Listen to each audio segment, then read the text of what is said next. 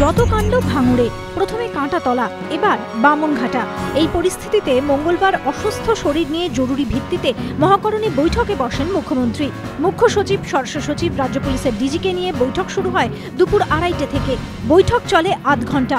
এরপর পার্থ চট্টোপাধ্যায়, সুব্রত মুখোপাধ্যায়, অরূপ বিশ্বাস ও ফিরাদ হাকিমের সঙ্গে বৈঠকে বসেন মুখ্যমন্ত্রী। 2 ঘন্টা ধরে বৈঠক চলে। তারপর মহাকরণে সাংবাদিক বৈঠক করেন শিল্পমন্ত্রী। পার্থর দাবি, ভাঙড়ে অস্ত্র নিয়ে আরাবুলদের ওপর হামলা চালিয়েছে সিপিএমই। দলীয় প্রতিবাদ কর্মসূচিও ঘোষণা করেন।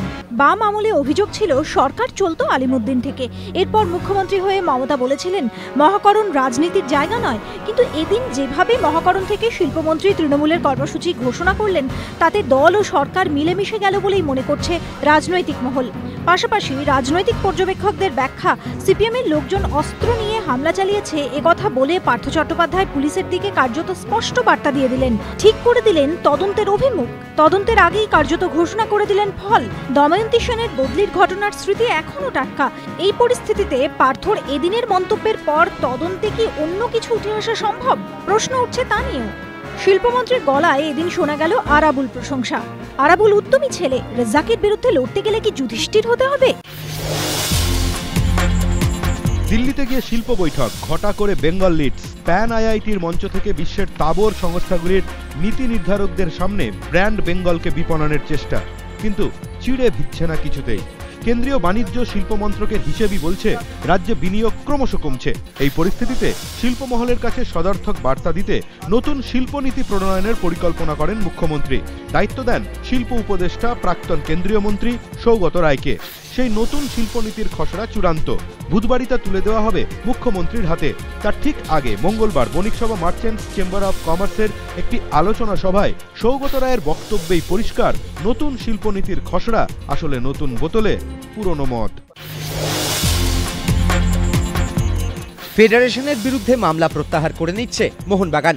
নগর দায়রা আদালতে করা মামলাটি তুলে নেওয়ার জন্য মঙ্গলবারই নিজেদের আইনজীবীকে নির্দেশ দিয়েছেন কর্তারা। 11ই জানুয়ারি মামলার পরবর্তী শুনানি হওয়ার কথা। ওই দিনই মামলা প্রত্যাহার করে নিতে পারে ক্লাব। 15ই জানুয়ারি এআইএফএফ এর এক্সিকিউটিভ কমিটির বৈঠকে সচিব, অর্থ সচিবের সঙ্গে সভাপতিও যেতে পারেন।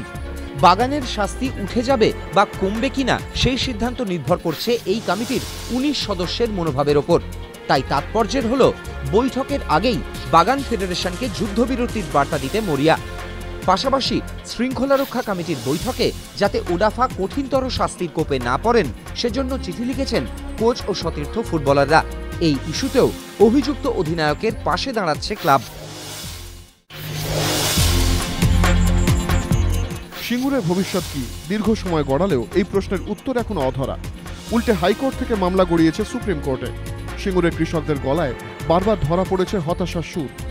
ইতিমধ্যেই আদালতের বাইরে সমাধান খোঁজার সম্ভাবনায় রতন টাটা জল ঢেলে দিলেও রাজ্যের সঙ্গে সম্পর্ক নিয়ে অবশ্য এদিন যথেষ্ট ইতিবাচক ইঙ্গিত মিলল টাটা মোটরসের এক আধিকারিকের কথায়।